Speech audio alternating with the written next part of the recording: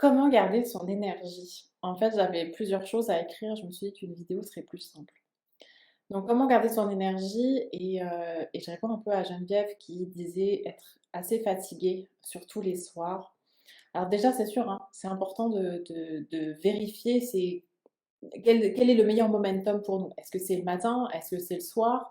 Et je sais que dans nos rencontres, eh bien, il y a plusieurs fuseaux horaires. On est sur 4 fuseaux horaires différents partout dans le monde. Alors je trouve ça vraiment génial et excitant et en même temps, bah, c'est pas toujours évident de coordonner tout le monde. Mais la question, c'est comment garder son énergie? J'ai envie de vous amener sur juste la notion de bien connaître nos propres facteurs physiologiques, de qu'est-ce qui nous met en énergie et qu'est-ce qui nous prend de l'énergie. Ça se peut que si on arrive le soir, on est super fatigué, bah, ça se peut qu'on soit plus du matin parce qu'on a beaucoup donné et produit dans le matin, mais ça se peut aussi qu'il y a vraiment on a laissé entrer beaucoup, beaucoup de choses qui nous drainaient petit à petit de l'énergie. Donc les facteurs physiologiques, c'est, comment on prend soin de nous, comment on prend soin en fait de notre santé, de notre mindset pour pouvoir performer, mais c'est toujours entre guillemets la performance. Donc ça se peut que est-ce que, tu bois suffisamment d'eau? Est-ce que finalement c'est pas juste un petit souffle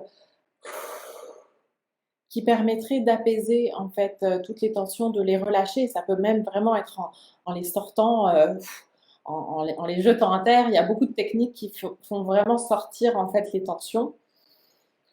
Et ensuite une respiration par le nez qui nous permet vraiment de nous réoxygéner le cerveau pour avoir les idées plus claires et être aussi plus en énergie.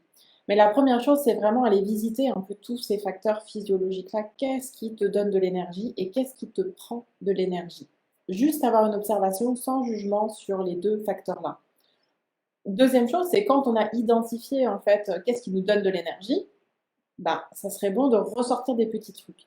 Et si possible, avoir des trucs qui ne prennent pas 15 ans, parce que s'il faut prendre toute la journée pour être en énergie, là, c'est clairement que peut-être notre cycle de sommeil n'est pas réparateur du tout, ou alors qu'on a vraiment une activité qui nous draine beaucoup trop d'énergie. Donc ça, c'est à rebalancer. Il y a même la nourriture. Il y a un tas de choses à aller voir sur qu'est-ce que l'on met à l'intérieur de nous, en fait, de notre corps. Et là, il y a la nourriture, mais il y a aussi les pensées, qu'est-ce qu'on se raconte, les personnes qu'on côtoie, les informations qu'on absorbe. Ça nous prend aussi de l'énergie.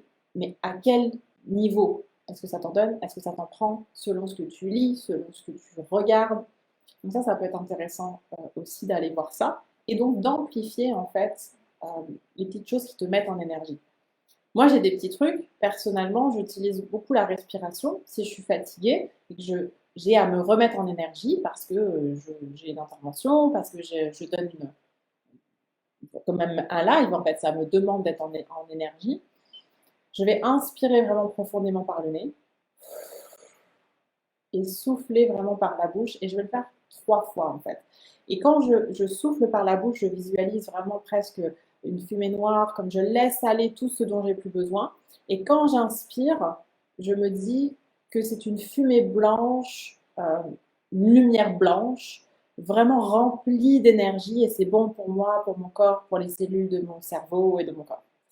Donc ça, c'est une petite technique. Ça me prend littéralement 10 secondes de faire ça. Et ça, c'est pas mal. Il y a un autre petit truc que j'utilise qui me met beaucoup en énergie, c'est d'écouter une chanson qui me met juste en énergie. Donc moi j'aime beaucoup, il y a une chanson que j'aime beaucoup de Lady Gaga. Bon, chacun sa chanson. Mais moi j'aime beaucoup Lady Gaga dans l'album qui s'appelle Joanne. Et il y a plusieurs chansons dedans qui me mettent vraiment en énergie parce que là ça va vraiment chercher une force, une puissance et juste je me calibre sur cette fréquence vibratoire-là. Et chez moi ça fonctionne assez bien. Donc selon aussi ce que l'on veut créer comme énergie, c'est intéressant de savoir sur quelle fréquence on peut se calibrer. Et la musique, ça marche super bien. Et puis, d'autres choses, est-ce que finalement c'est juste fermer ses yeux, rester en silence, et puis faire un petit frottage de main, et puis descendre une lumière, ça j'aime beaucoup faire aussi, c'est très énergisant. On imagine qu'on capte la lumière, donc à la base on le fait avec ses mains comme ça, en soleil, au-dessus de soi. Et là, on vient capter l'énergie. Et ensuite, dès qu'on l'a dans les mains, On la dépose en fait doucement sur notre visage, sur notre corps. Et c'est ce qu'on appelle en énergie une douche énergétique. Alors plus ça va être fait avec conscience, avec intention, plus ça fonctionne. Évidemment, si on n'y croit pas et puis on dit ah, il n'y a rien qui marche pour moi, ben, ça ne marchera pas, puisqu'il y a une loi universelle qui dit que tout ce que l'on croit vrai pour nous se révèle être vrai pour nous. Donc voilà, c'est juste des suggestions. Mais ça, ce sont des petits trucs. Donc, deuxième étape, quand on veut vraiment eh bien, amplifier tout simplement des séquences énergétiques. Après, c'est sûr, hein, s'il y a besoin de vraiment un repos plus en profondeur, ça c'est un autre niveau. Mais ça, c'est des petits trucs pour vous mettre en énergie. Et c'était peut-être aussi pour aider un petit peu Geneviève avec l'énergie. Là-dedans, ben, toujours pas de culpabilité. Encore une fois, il y a des personnes qui sont plus le matin, il y en a plus qui sont du soir. Mais je vous invite simplement en troisième point, si vous voulez, observer les enfants. Observer les enfants, puis souvent ils sont comme ah, on est trop fatigué, ah, je veux pas faire ça. Et en fait, leur fatigue, c'est comme parfois une anticipation de ce qu'ils n'ont pas envie de faire. Alors que 2 secondes après, ils font un truc qu'ils adorent et d'un coup, ils sont plus du tout fatigués. Donc, encore une fois, ce serait quoi les activités qui, même si vous êtes fatigué, vous les faites quand même, en fait. Ça vous demande pas du tout d'énergie. Donc, tout le monde en a. Oui, tout le monde en a.